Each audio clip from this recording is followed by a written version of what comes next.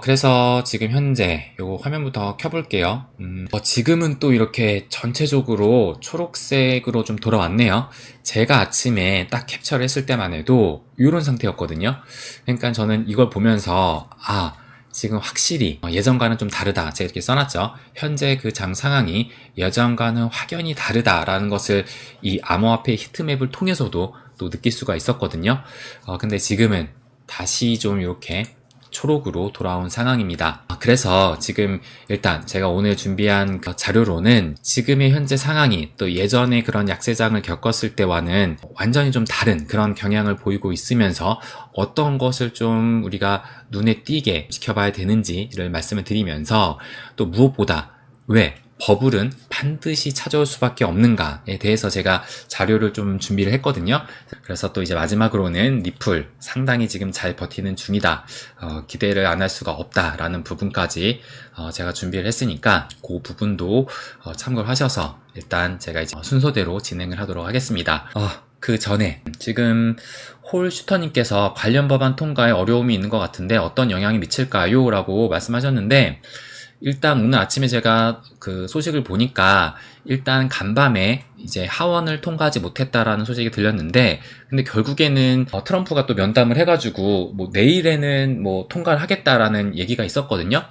그래서 아마 내일쯤이면은 그 스테이블 코인 규제 법안 지니어스 법안이죠. 그것은 통과될 것으로 예상이 들고 그리고 제가 월요일이었나요? 월요일 날이었죠. 제가 그 크립토 위크를 말씀을 드리면서 지금 세 가지 법안이 있잖아요. 또 하나는 클래리티 법안과 또 나머지 하나는 안티 CBDC 법안인데 근데 그 두 가지의 법안은 상원을 통과해야지만 되는 거거든요.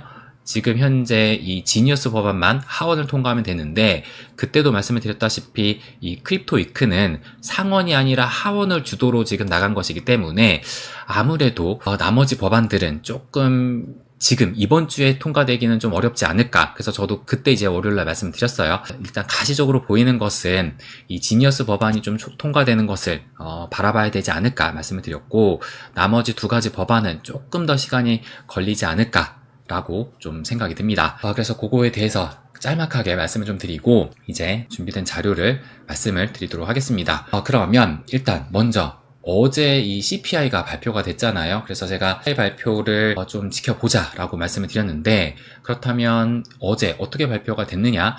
일단 요 소비자 물가지수 전년 대비해가지고 예측치가 2.6%였는데 근데 실제로는 지금 2.7%가 나왔거든요. 그러니까 예측치보다 0.1%포인트 높게 나왔으니까 어떻게 보면 우리가 조금 우려할 만한 상황으로 좀 나왔다라고 볼 수가 있습니다.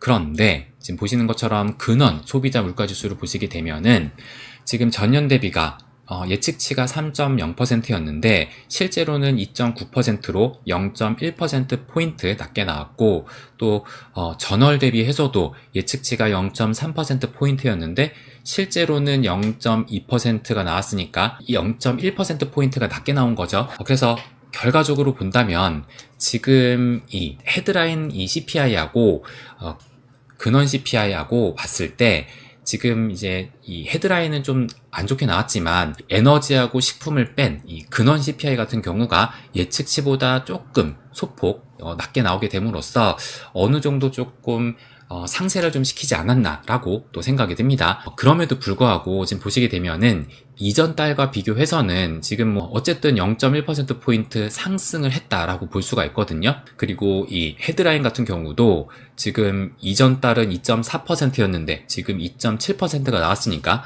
무려 0.3%포인트가 높게 나왔죠. 이러다 보니까 솔직히 이것이 긍정적으로 나온 것이냐? 뭐 물론 이 근원에서 예측치보다 낮게 나오긴 했지만 이것을 봤을 때 긍정적으로 나온 것으로 볼 수가 있을까? 저는 이런 생각이 또 들기도 합니다. 그래서 제가 어제 이 텔방에다가 저희 멤버십 텔방에다가 발표 직후에 이 비트코인의 움직임이 어떠했는지를 또 공유하면서 요것에 대한 코멘트를 또 말씀을 드렸거든요. 그래서 지금 보시게 되면은 이게 비트코인 15분 차트입니다. 그래서 어젯밤 9시 반에 이때 이제 발표가 됐는데 발표 직후에 막 좀 위아래로 막 흔드는 그 움직임이 나오다가 얼마 지나지 않아서 이렇게 상방으로 틀었거든요. 근데 이제 뭐 결국에는 제가 이 글을 올리고 나서 또 얼마 지나지 않아가지고 다시 또 하락이 나왔어요. 그래서 잠깐 보여드리게 되면은 어제 이때 발표가 되고 나서 상방으로 갔다가 다시 하락을 했지만 결과적으로는 이렇게 올라가면서 제가 이 1차 지지대를 말씀을 드렸던 요 116K 여기는 결국에는 지켜줬다라는 것을 또 알 수가 있습니다.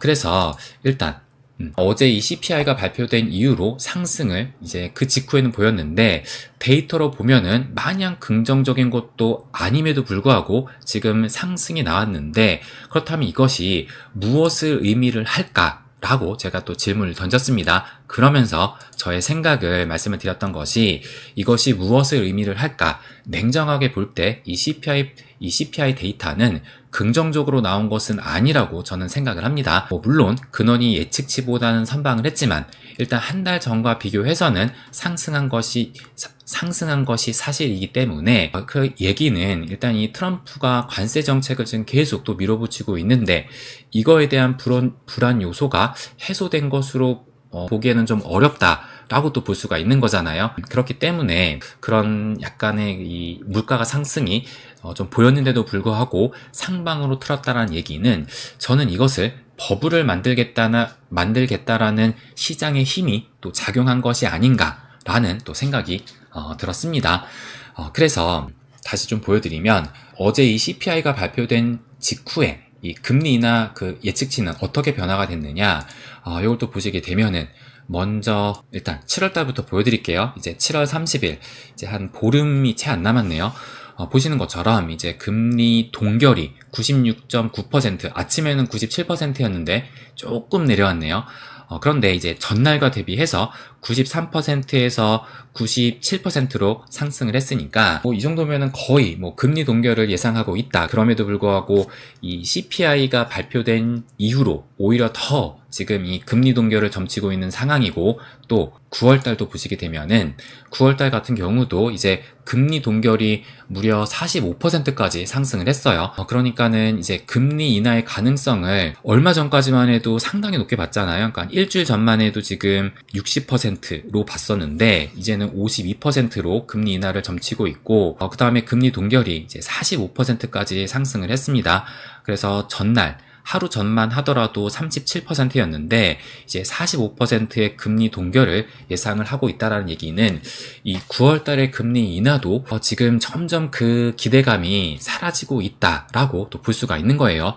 그럼에도 불구하고 어제 CPI가 발표가 됐음에도 하방으로 가지 않고 지금 오히려 여기서 지켜주고 있으면서 제가 말씀을 드렸던 이 1차 지지대에서 여기를 지금 지켜주고 있다라는 얘기는 제가 이렇게 말씀을 드렸지만 버블을 만들겠다라는 시장의 힘이 작용하는 것이 아닐까라고 저는 이렇게 또 생각이 듭니다. 그렇다면 이것도 보여드릴게요. 어제 S&P 500 어떻게 흐르게 됐느냐 보시는 것처럼 전체적으로 지금 좀 붉다고 볼 수가 있죠. 그러니까는 요 빅테크의 기술주들이 그나마 좀 이 초록색의 상승을 보이는 덕분에 그래서 이제 나스닥은 0.1%의 상승으로 마감을 했지만 지금 이런 다른 중소형주들 위주로 해가지고 전체적으로 또 붉게 물들게 됐잖아요. 그래서 다우존스는 마이너스 0.98%의 하락을 또 보였고 거의 1%죠. S&P 500은 마이너스 0.4%의 하락, 나스닥이 지금 0.18%의 상승으로 마감을 했는데 그 결과는 결국에는 나스닥만 상승을 했고 이틀째 사상 최고가를 이제 경신을 했다. 그런데 엔비디아가 사상 첫 170달러를 돌파를 했다. 그러니까 다시 보시게 되면 엔비디아가 어제 무려 4%나 또 상승을 했습니다.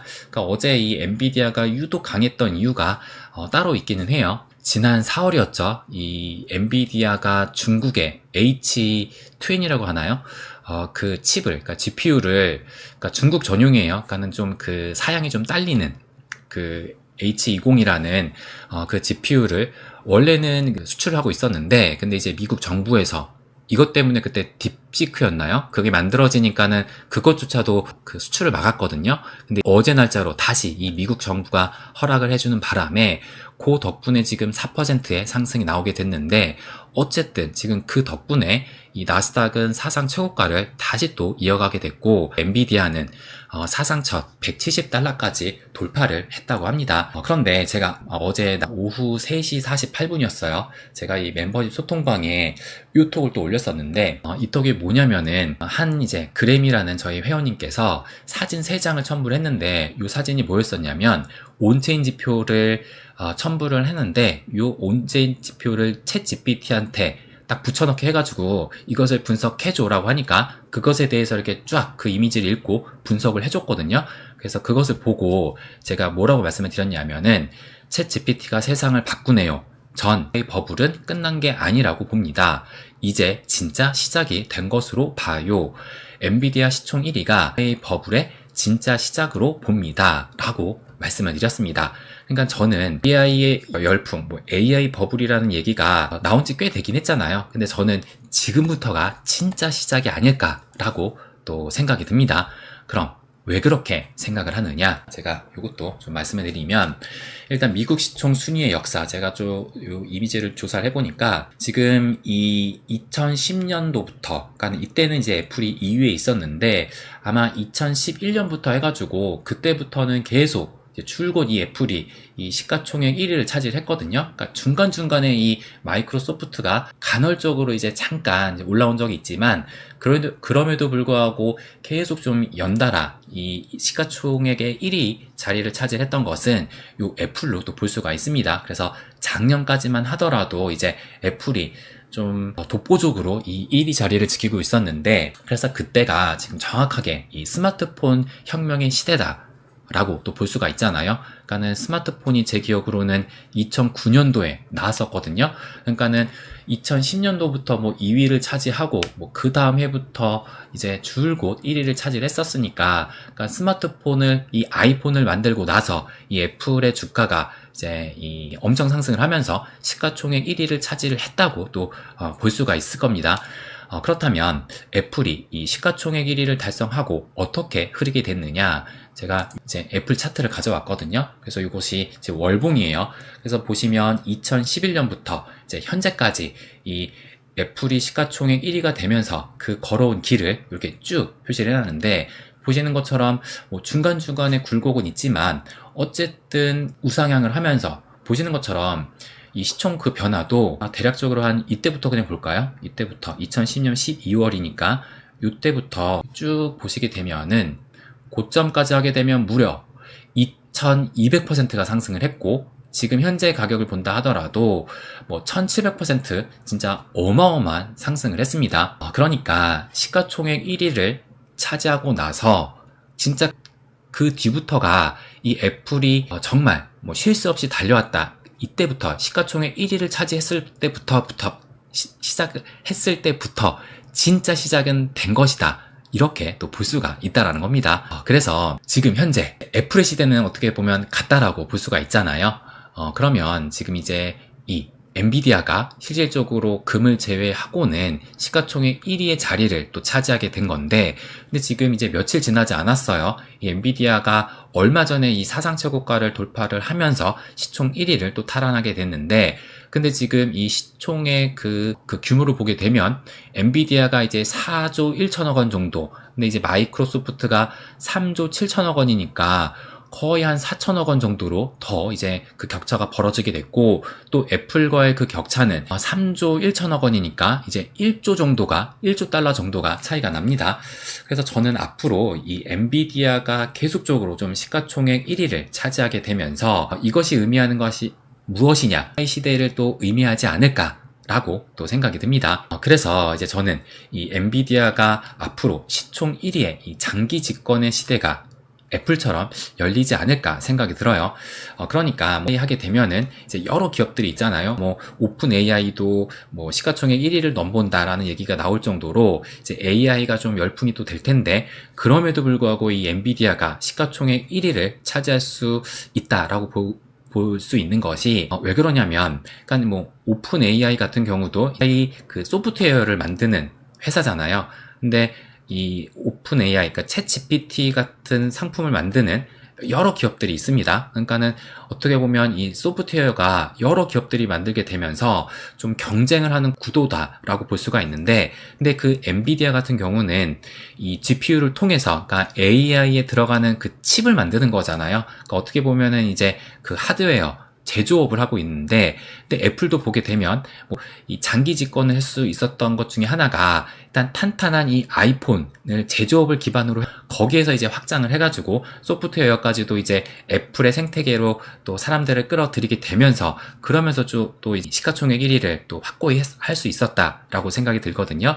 어쨌든 그 기반이 됐던 것은 아이폰이라는 그 제조업을 기반으로 또 올라왔던 것이기 때문에, 그런 측면에서 봤을 때 엔비디아도 일단 제조업, 이 칩을, 그러니까 모든 이 AI를 만드는 이 소프트웨어를 만드는 이 기업들이 지금 현재는 뭐 거의 엔비디아 칩을 쓰고 있잖아요. 그런 것을 봤을 때 저는 엔비디아가 시가총액 1위를 차지할 수 밖에 없지 않을까라고 또 생각이 듭니다. 그렇다면은 이 엔비디아가 시가총액 1위의 장기 집권 시대가 열리게 되는데, 그 얘기는 지금부터 AI 버블은 본격적인 시작으로 또 볼 수 있지 않을까 생각이 들어요. 그래서 얼마 전에 제가 이 엔비디아 요때였어요. 그러니까 6월 한 25일로 보여지는데, 요때 이제 사상 최고가를 썼을 때 요때하고 좀, 그러니까 기존의 그 올타임 하이하고 비교를 하면서 제가 말씀을 드렸던 것이 무엇이었냐면은, 사상 최고가를 찍은 상황이, 그러니까 요때하고 다르다. 그러니까 이때는 찍고 그냥 하락을 해서 그 다음부터 이렇게 이제 사상 최고가를 또 찍게 되니까 어떻게 보면 이제 매도 물량이 또 나왔다라고 볼 수가 있는데, 근데 이번에는 올라가는 과정에서 또 찍었던 바람에, 그러면서도 제가 말씀을 드렸던 것이 요 당시에는 이 골든 크로스가 나오기 직전이었거든요. 근데 며칠 지나지 않아서 골든 크로스가 나오게 됐고, 그리고 이 엔비디아에서 골든 크로스가 나왔던 그때 또 역사를 쭉 보게 되면 골든 크로스가 나오고 엄청난 상승이 나왔고, 또 이전에도 이렇게 골든 크로스 후에 상당한 이 상승이 나왔잖아요. 그래서 저는 엔비디아가 뭐 사상 최고가를 썼지만 추후에도 더 상승을 할 수 있다라고 또 말씀을 드렸습니다. 근데 뭐 지금 그 이후로 쭉쭉쭉 상승을 하면서 이때만 해도 한 153달러 요선이었는데 이제는 또 170달러까지 올라왔잖아요. 그래서 앞으로의 이 엔비디아의 그 상승세는 또 계속되지 않을까라고 생각이 듭니다. 그렇다면은 여러분은 또 이런 생각이 드실 수가 있을 거예요. AI 시대야. 그러니까 엔비디아가 이제 AI 시대를 열면서 그럼 AI 시대가 열리는 거하고 암호화폐 시대하고 암호화폐하고 또 무슨 상관이 있느냐, 이렇게 또 생각이 드실 수가 있으실 텐데, 그래서 제가 좀 이해하기 쉽게 이렇게 또 표를 직접 그렸거든요. 보시게 되면은 일단 먼저 이 스마트폰 혁명의 시대가 2010년도부터 열렸다고 볼 수가 있잖아요. 그것에 포문을 연 것이 애플사인데, 스마트폰 혁명이 나올 수 있었던 그 이유가 인터넷 시대라고도 볼 수가 있습니다. 그러니까 2000년대부터 인터넷이 시작이 되면서, 인터넷 시대가 열리게 되면서 그것을 활용을 해가지고 스마트폰이 열리게 된 거잖아요.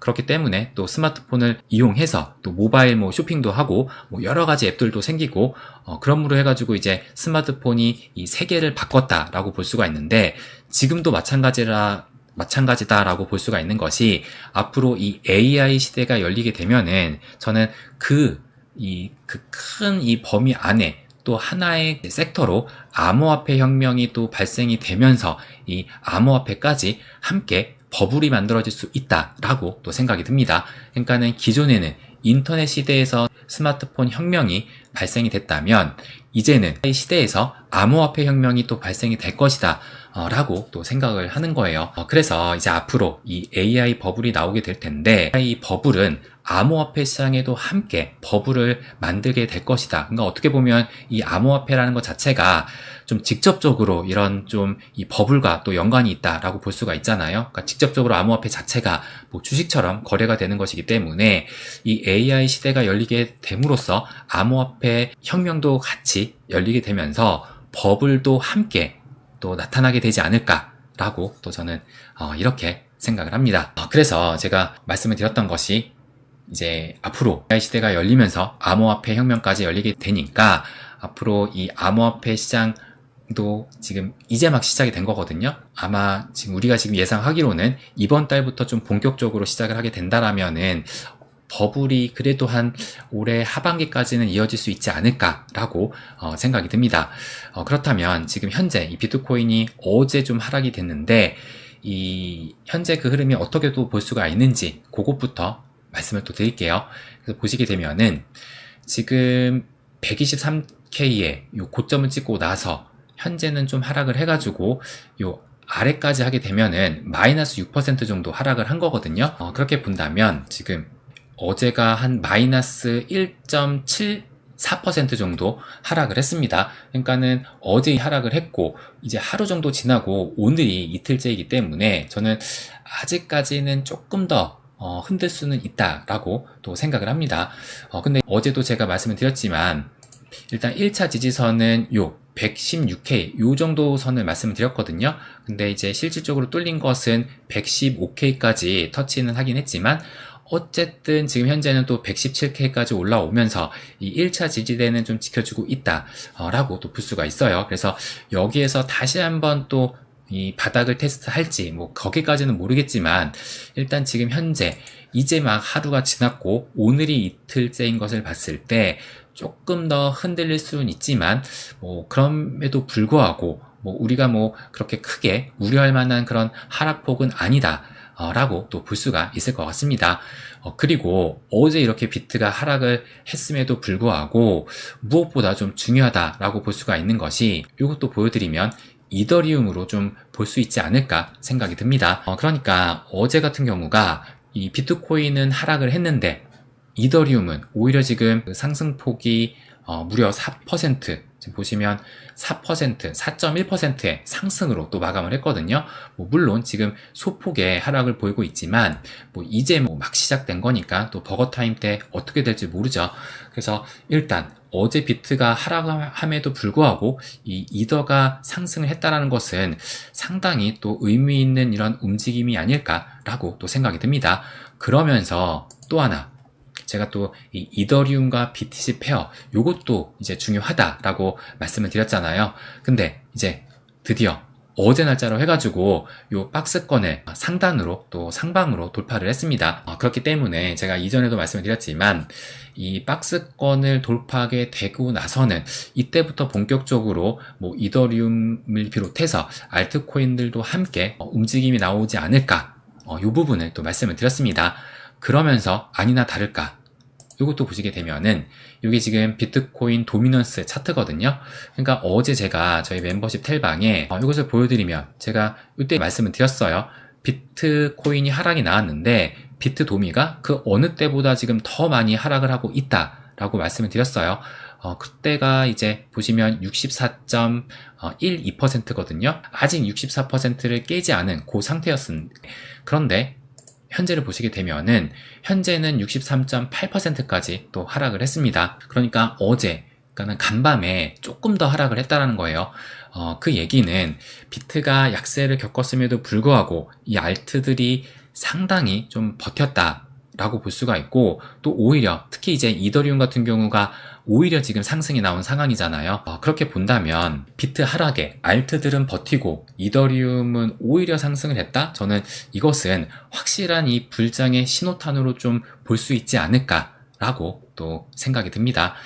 그러니까 제가 5월 달에 저희 멤버십 텔레그램 방에다 이 자료를 공유를 했었는데 그러니까 요것이 이제 이 알트코인 시즌 인덱스거든요. 그래서 현재가 알트코인 시즌인지 비트코인 시즌인지를 알려주는 지표라고 볼 수가 있는데 그래서 요 비트코인 시즌 같은 경우는 25 이하로 있을 때 그래서 요때 5월 2일 때만 해도 무려 16회가 있었어요.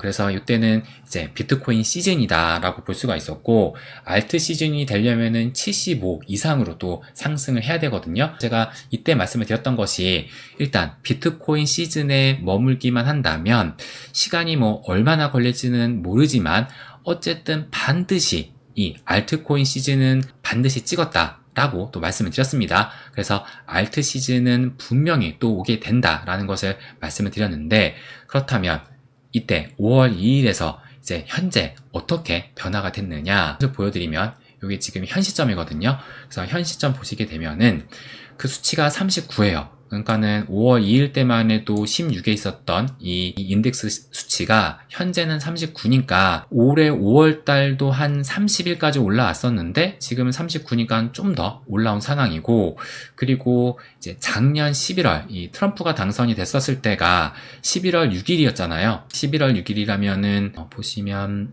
한 대략적으로 한 요 정도 선인데, 근데 지금 현재는 39니까 지금 요때보다도 살짝 올라온 상황이다 라는 것을 알 수가 있는 겁니다. 그렇기 때문에 뭐 아직까지는 알트 시즌으로 가는 그 길이 많이 남아있긴 하지만, 그럼에도 불구하고 어떻게 보면 여기가 이제 저항대라고 볼 수가 있는데 여기를 뚫고 지금 39까지 또 올라온 상황이니까 앞으로는 계속 쭉쭉쭉쭉 상승을 하면서 기존처럼 이제 여기를 터치를 하면 이렇게 올라왔고, 여기를 터치하면 또 이렇게 올라왔던 만큼 이번에도 여기를 터치를 하고 점점 올라가면서 알트코인 시즌으로 가는 길목이다 라고 또 볼 수가 있다라는 겁니다. 그렇기 때문에 지금 뭐 비록 약세 흐름을 뭐 계속 좀 보이고 있지만, 저는 지금 현재 이 약세 흐름이 예전처럼 마냥 뭐 약세 흐름만은 아니다 라는 부분을 또 말씀을 드리고 싶어요. 그러면서 무엇보다 중요한 것은 제가 말씀을 드렸다시피 지금 이 AI 시대가 열리면서 암호화폐 혁명도 함께 일어날 것이고, 그렇다면 이 AI의 버블은 암호화폐 시장의 이 버블까지도 함께 만들 수 있다 라고 또 생각이 듭니다. 제가 항상 강조해서 말씀을 드리는 이 수량에 집중을 하면서 이 버블이 올 때까지, 그러니까 우리는 이 버블이 생기는 것을 보고 거기에서 이제 매도를 해야 되는 거거든요. 아직은 버블이 아니다라는 것을 제가 계속 말씀을 드렸죠. 그러니까 우리가 이 미 증시와 비교를 하면서 오버슈팅 영역이 나와야 이것을 버블로 볼 수가 있는데, 아직까지는 오버슈팅 영역이 나오지 않았다라는 것을 계속 또 강조해서 말씀을 드렸습니다. 그렇기 때문에 아직까지는 우리가 또 수량에 집중을 하면서 계속 이 시장을 지켜봐야 될 상황이고, 또 지금은 여기까지 올라가는 그 과정 속에 있다 라는 것을 말씀을 또 드리고 싶습니다. 그러면 이제 다음 이 리플을 시작하기 전에 제가 준비한 자료는 또 다 말씀을 드렸거든요. 그럼 이제 여러분들은 또 어떻게 생각을 하시는지, 여러분들의 질문 한번 보고선 또 궁금한 점 있으시면 말씀 주세요. 또 제 생각을 말씀을 드리고 저의 관점까지도 말씀을 드리도록 하겠습니다.